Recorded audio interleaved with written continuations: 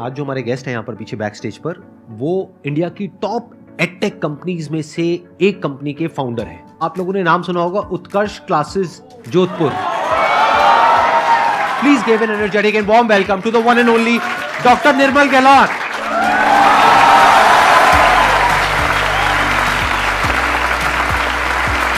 आइए सर।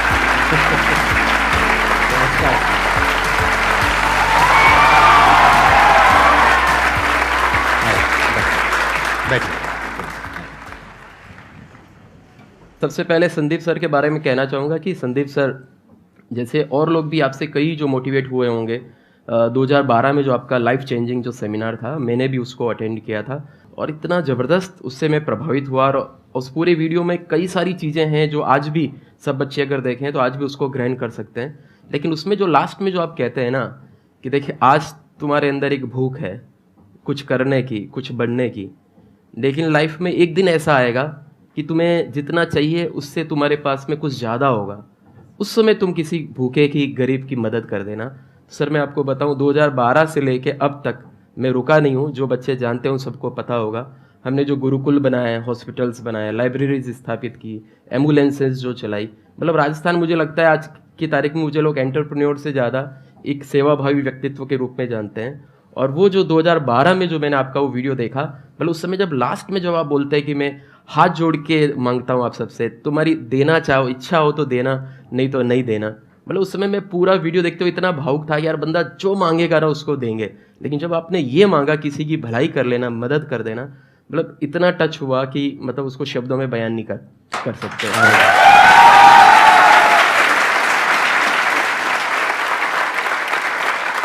13 सितंबर 2002 को हमने शुरू किया था जोधपुर से ही। एक घर लिया था जिसमें 2 कमरे थे, रसोई थी, जो टेबल जो होती है काउंसलिंग की टेबल, वो मेरी स्टडी टेबल थी, वही मैं लेके आया था। और जो रसोई का किचन का जो प्लेटफॉर्म होता है वहीं पे हमने कंप्यूटर रख के, और मेरा छोटा भाई जो कंप्यूटर का काम जानता था उसको भी साथ लेके आए। सुबह 4 बजे इंस्टीट्यूट पहुंच जाते, साफ़ सफाई करके अच्छे से बन ठन के तैयार होके, और 7 बजे रेडी रहते थे कि आप कोई स्टूडेंट आए, पढ़ाना है, काउंसलिंग करना है, शुरू करना है। तो कितने टाइम बाद आपको रिजल्ट मिलना शुरू हुआ? रिजल्ट मुझे लगता है हमें 1 महीने के अंदर अंदर आना शुरू हो गया। 4 बच्चों से हमने शुरू किए, 15-20 दिन में 40 भी हो गए। और जिस बिल्डिंग में मैंने शुरू किया था 2 महीने बाद में हमें वो चेंज करनी पड़ी, तो छोटी पड़ गई जगह। छोटी पड़ गई जगह। लेकिन स्पेशली मैंने देखा कोविड के टाइम पे जिस तरह से ऑनलाइन आपने जो ये ट्रांजिशन किया, जबकि ऑफलाइन देखा जाए तो आपका अच्छा खासा चल रहा था, आपको जरूरत नहीं थी ऑनलाइन ज्यादा कुछ करने की, बट आप बड़े सही टाइम पे ऑनलाइन आए, जिसकी वजह से आई थिंक इतना आप एक्सपैंड कर पाए। फरवरी 2017 की बात है। हमारे एक ऑफिस बॉय जो है उसकी शिकायत एक सेंटर मैनेजर करता है कि सर ये आजकल सफाई में ध्यान नहीं देता है। मैं कहा क्यों, क्या करता है उस समय? कि सर उस समय बैठे बैठे यूट्यूब पे वीडियो देखा करता है।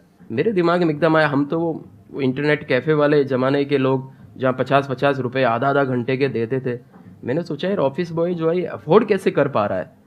फिर पता चला कि उसने लाइन में लग के सप्ताह भर पहले जियो की सिम खरीद ली थी और रोज का उसको डेटा फ्री था, 1 GB डाटा फ्री मिल रहा है। राइट। बस वहीं से माइंड स्ट्राइक किया कि यार ये जो है कुछ बड़ा बदलाव आने वाला है। तो उस समय हमारा एकदम तुरंत आया कि अब हमें भी स्टूडियो बनाना है और इस फील्ड में अब आगे जाना है। ऑनलाइन एजुकेशन जो है ये आने वाले दिनों में विद्यार्थी जो है अगर गाना सुन सकता है, मूवी देख सकता है, तो निश्चित रूप से आने वाले दिनों में एजुकेशन भी जो है वो यूट्यूब चैनल के माध्यम से कर सकता है। तो वहाँ से फिर हमारा ऑनलाइन एजुकेशन का थॉट जो है वो स्टार्ट हुआ। और इसलिए मैं हमेशा कहता हूँ आइडिया कहीं से भी मिले उसको ले लीजिए। हमने एक ऑफिस बॉय से जो है वो आइडिया ले लिया। हमारे लिए तो आज वो भगवान की तरह है भाई कि उसने छोटी सी लापरवाही बरती, लेकिन उसने सही सही बता दिया कि भाई मैं किस कारण से इसमें जो है गड़बड़ कर रहा हूँ। वो ऑफिस बॉय है अभी भी आपके साथ? बिल्कुल बिल्कुल है, बिल्कुल है। अभी मैंने देखा कि आपका जो मेन चैनल है उत्कर्ष क्लासेस जोधपुर के नाम से, वहां पे 1 करोड़ सब्सक्राइबर्स पूरे हुए हैं अभी रिसेंटली। उसके लिए बहुत बहुत congratulations. Thank you sir, thank you. Basically क्या होता है, देखो ध्यान से समझना कि जो एंटरप्रेन्योरशिप होती है ना, उसमें क्या होता है कि कुछ मार्केट लीडर्स होते हैं, उसमें से बहुत सारे ऐसे प्लेयर्स होते हैं जो टाइम के साथ साथ खत्म हो जाते हैं। एक टाइम पे लीडर थे लेकिन 10-20 साल बाद वो खत्म हो जाते हैं, उनको कोई नहीं जानता है। और कुछ ऐसे होते हैं जो वक्त के साथ साथ बदलते रहते हैं। तो सर जो हमारे साथ बैठे हैं वो उनमें से एक हैं। इसमें करते हुए चैलेंजेस भी होते हैं। एडटेक में आप देखेंगे जनरली तो लोग टियर 1 टियर 2 सिटीज से हैं। मैं जोधपुर से हूँ, टियर 3 सिटी से। पिताजी मेरे टीचर रहे, मुझे भी कहीं ना कहीं अंदर से था कि मैं पढ़ा सकता हूँ। और मैंने 9th क्लास से भी ट्यूशन पढ़ाया। जब मैं 9th में था तब मैंने 9th को पढ़ाया, मतलब मैंने अपनी पहली अर्निंग 9th क्लास से कर ली थी। तो मैं यूथ को सबको यही कहना चाहता हूँ कि ज़िंदगी में जो परीक्षाएं जो है वो आपकी स्कूल की, कॉलेज की, कंपटीशन की परीक्षा जो है वो बहुत ज़्यादा मायने नहीं रखती है। जीवन की एक परीक्षा वो अलग ही प्रकार की परीक्षा है। आज हमारी कंपनी में कई सारे IITian और सर्विस कर रहे हैं, हम नहीं कर पाए तो नहीं कर पाए, कोई दिक्कत नहीं। इसलिए मैं हिंदी मीडियम का हूँ, मैं Tier 3 सिटी से हूँ, या मेरा आर्ट्स है या ये मतलब नहीं है। और जितने भी पेरेंट्स हैं, आपकी वीडियो को सब लोग देखते हैं, पेरेंट्स को भी चाहिए कि अपने बच्चों को पूछ के, उसको शांति से बिठा के उसको कहे कि तुम खुद बताओ तुम क्या बनना चाहते हो। इससे पहले कि हम आगे बढ़ें और ऑडियंस आपसे क्वेश्चंस पूछे, मेरे माइंड में एक क्वेश्चन आ रहा है कि जैसे अब ये जो एडटेक कंपनीज हैं ये सब वेल फंडेड हैं, क्या आपके पास में भी फंडिंग है या आप सब कुछ खुद ही कर रहे हैं? नहीं सर, हमारे ऊपर अभी 1 रुपये भी डेट नहीं है, खुद ही कर रहे हैं। विद्यार्थियों का प्रेम जो है वही सबसे बड़ी फंडिंग है, उसी से लेके हम चलते हैं। सर जैसे कि अभी हम सर अभी बैंकिंग की तैयारी कर रहे हैं, बट सर कभी कभी मन करता है कि इसे बिजनेस स्टार्टअप करने का। फिर लगता है कि नहीं, हम मैथ्स में स्ट्रांग है, हम बैंकिंग एग्जाम क्रैक कर सकते हैं। फिर लगता है कि नहीं, बिजनेस में भी कर सकते हैं। तो सर वो डाइवर्सन समझ नहीं आता कि मीन्स इनिशिएटिव ले कि नहीं ले, उसमें कन्फ्यूजन रहता है बहुत ज़्यादा। मतलब जब इनका चैनल देखते होगे तो बैंकिंग की तैयारी करते होगे, मेरा चैनल देखते होगे तो मन करता होगा यार बिजनेस कर लेते हैं। Yes sir. तो अब सवाल ये उठता है, मेरा चैनल देखें या इनका चैनल देखें, बताइए सर।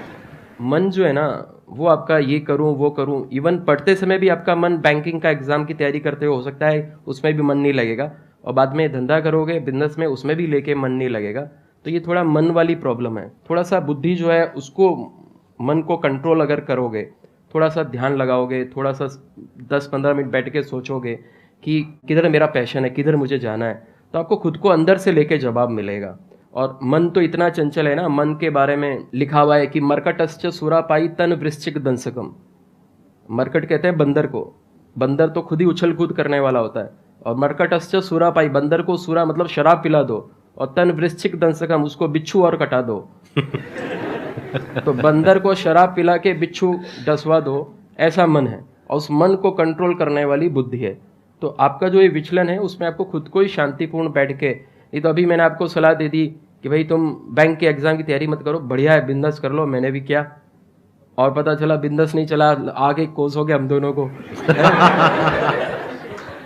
तो कुल मिला के ये है कि मतलब सोच लो, लाइफ में 2-3 ऑप्शंस भी कई लोग रखते हैं, भाई पहले ये करेंगे बाद में ये करेंगे, इस प्रकार से भी लेके हो सकता है। लेकिन ये पूरा आपका ही कॉल है, मतलब आपको खुद को ही बैठ के अच्छे से सोचना होगा। अच्छा, मैं आपसे कुछ क्वेश्चंस पूछूंगा, आप मेरे को जवाब देना। Yes sir. क्या आपके माइंड में जैसे कहीं भी कुछ भी होता हुआ देखते हो, क्या ये थॉट आता है कि ये काम क्या हो रहा है, वो काम क्या हो रहा है, इसको मैं भी बेच सकता हूँ, इसको मैं ये कर सकता हूँ, यहाँ से पैसा कमा सकता हूँ? सर जैसे कि हम ऐसा नॉर्मल तरह से बताएं सर, तो हम एक बार रोड पर चल रहे थे, 2 गोलगप्पे की दुकान थी, और एक गोलगप्पे वाला दुकान वाला नॉर्मल तरीके से दे रहा था, तो उसका इतना बिक नहीं रहा था। पर वही दूसरा गोलगप्पा वाला इंसान उसमें प्याज काट के, एक्स्ट्रा तरीके से नहीं, तो आलू में प्याज काट डाल के देना, वो बंदा वैसे बांट रहा था। तो सर उसका ज़्यादा कस्टमर उस पर ज़्यादा अट्रैक्ट हो रहे थे, जबकि उसने कुछ किया नहीं, सिर्फ एक इनिशिएटिव उठाए थे। तो वही सोचा था कि बिजनेस में अगर कुछ एक नया चीज़ ला देना तो बिजनेस सक्सेस होने का रेट ज़्यादा होता है। और बताओ, और कहाँ पे क्या नजर आया आपको? बिकॉज मैं क्या समझने की कोशिश कर रहा हूँ, देखना ध्यान से समझना, जो एंटरप्रेन्योर्स होते हैं ना, उनका दिमाग 24 घंटे यही चल रहा होता है कि जैसे फॉर एग्जाम्पल कहीं जाएंगे, किसी इंस्टीट्यूट में ज्वाइन करेंगे, तो उनका दिमाग यहाँ नहीं चलेगा कि मेरे को इसको क्रैक करना है, वो ये सोचेंगे इंस्टीट्यूट वाला कितना कमा रहा है। अच्छा, क्या ऐसा हो सकता है मैं अपने किसी फ्रेंड को इस इंस्टीट्यूट में ले आऊं और यहाँ पे पहले से बात कर लूं और मेरे को कमीशन मिल जाए?